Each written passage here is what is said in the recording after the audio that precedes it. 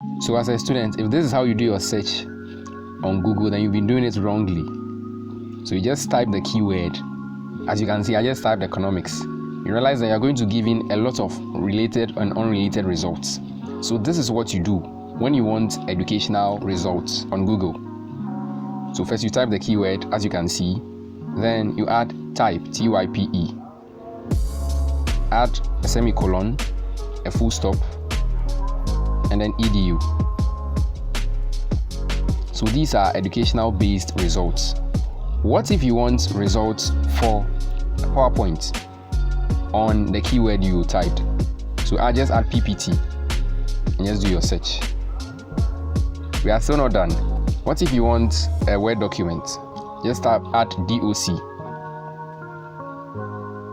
To realize that all the results you are getting are educational based and trusted results, not based on keyword, SEO, and sometimes you might get information that is not very relevant to your area of study or what you want.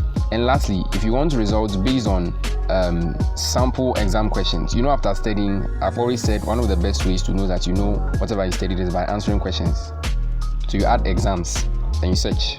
So you realize that all the results you're going to get are going to be based on practice tests on the keyword.